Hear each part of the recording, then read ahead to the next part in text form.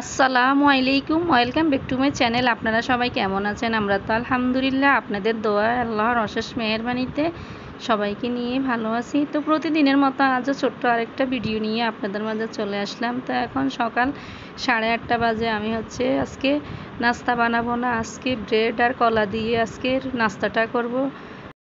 একদম ভোরে উঠে সকালে আমি ফজরের নামাজটা পড়ে নিলাম, এরপর আবার নামাজ পড়ে শুয়ে রইলাম।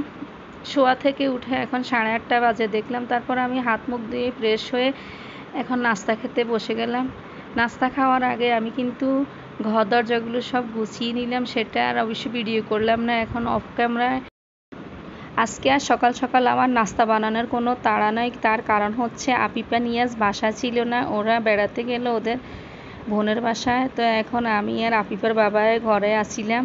তো আমরা এখন আফিফার বাবা প্রথমে ঘুম থেকে উঠে ও ওষুধ খেয়ে বাজারে চলে গেল, আসার সময় নাস্তা খেয়ে তারপর মাছ নিয়ে আসবে। তো ঘরের মধ্যে মাছ এবং সবজি এগুলি শেষ হয়ে গেল, তার জন্যই তাড়াতাড়ি বাজারে গেল। তা আমি প্রত্যেকদিন সকালে ঘুম থেকে উঠে আগে পানিগুলো দেখি কতটুক পর্যন্ত পানি নেমে গেল, তা আমি দেখি। তা আজকেও আবার তা দেখতেছি, মানে কতটুক পর্যন্ত পানিটা নেমে গেল সিঁড়ি থেকে। আর এদিকে হাঁসগুলো কি অবস্থা করতেছে, এগুলি আমার জায়ের আর আমাদের হাঁস, দুইজনের মিলে হাঁসগুলো এখানে। তো প্রত্যেকটা রুম অফ ক্যামেরা গুছিয়ে নিলাম। তখন কিন্তু আফিফার বাবা বাসা ছিল না, উনি বাজারে ছিল। তো আমি উনি আসার আগেই এগুলি করে নিলাম, কারণ উনি আসলে আবার বাজারটা গোছাতে হবে, তাই এজন্য সব কিছুই করে নিলাম অফ ক্যামেরা, সেটা আর আপনাদের সাথে শেয়ার করলাম না। তো এখন আমি আবার ওই দিক দিয়ে পারিন্দা দেখতেছি যে কতটুকু পানি পরিমাণ আছে, ওইটা দেখতেছি। মানে চারপাশটায় শুধু আমি এইভাবে প্রত্যেক দিন দেখতেছি যে কতটুকু পানি নেমে গেল। তো এখনও আমাদের বাড়িতে কিন্তু হাঁটুর সমান পানি আছে। আমাদের দিকটা কিন্তু অনেক নিচু, সেজন্য আমাদের এপাশে এখন পর্যন্ত পানি আছে। আর এপাশ থেকে আফিফার বাবা বাজার থেকে চলে আসলো, এখন আমি বের করতেছি। এখানে দুধ, চিনি, একটা মুরগি আর 2 কেজি মাছ নিয়ে আসলো। আজকে মাছের দাম কিন্তু অনেক বেশি ছিল, তাই আর বেশি মাছ আনতে পারেনি। তো এই মাছগুলো কাটার পর কিছু আঁত আর চর্বি হয়েছিল, সেগুলো আফিফার বাবা নিয়ে আসলো। উনি কিন্তু আবার এই চর্বি আর আঁতগুলো আলু দিয়ে চটচটি করলে কিন্তু উনি অনেক পছন্দ করে, তাই ওনার জন্যই উনি এই চর্বিগুলো আর আঁতগুলো নিয়ে আসে। ওনার থেকে নাকি অনেক পছন্দ এগুলি।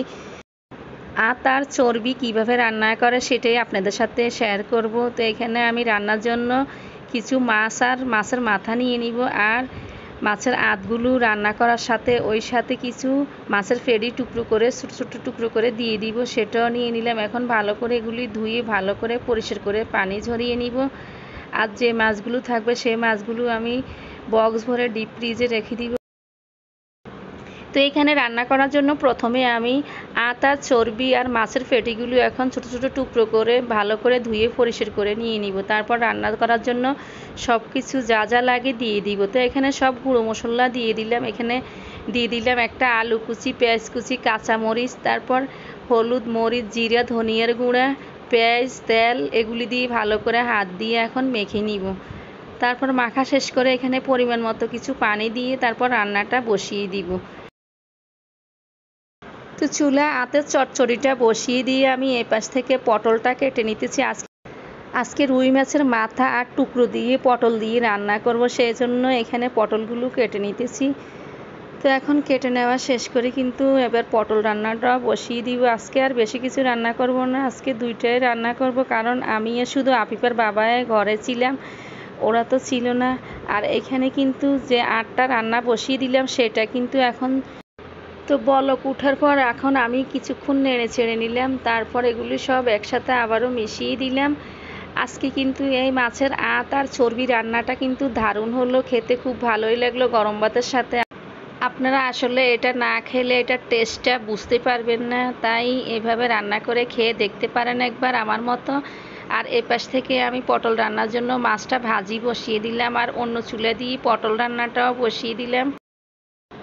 পটলটা কিছুক্ষণ কষিয়ে নেওয়ার পর এখানে দিয়ে দিলাম মাছের মাথা আর টুকরোগুলো, পরিমাণ মতো কিছু পানিও দিয়ে দিলাম। তারপর ঢাকনা দিয়ে রান্নাটা কমপ্লিট করে নিব। রান্না বান্না শেষ করে চলে আসলাম ঘরের মধ্যে এসে অন্যান্য কাজগুলো করে এখন চলে আসলাম সিঁড়ির রুমে। আজকে সিঁড়ির রুমের পানিটা অনেকটা নেমে গেল, তার জন্য এটা পরিষ্কার করে নিতেছি আমরা দুজন মিলেই। আর সাথে একটা বুক সেলফও ধুয়ে নিলাম পরিষ্কার করে।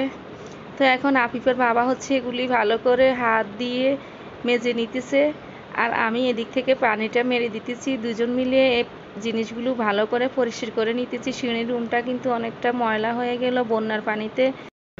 বন্যা আসার পর থেকে আমাদের কাজ অনেকটা বেড়ে গেল দুজনের। তো কি করব, এখন তো করতে হবে, তাই এখানে এগুলি ভালো করে পরিষ্কার করে নিতেছি এখন। তা আপনাদের কাছে আমার ছোট্ট একটা অনুরোধ, আমার ভিডিওটা দেখার শুরুতে একটা লাইক দিয়ে সাবস্ক্রাইব করে নেবেন, পাশে থাকা বেল বাটনটি বাজিয়ে নেবেন।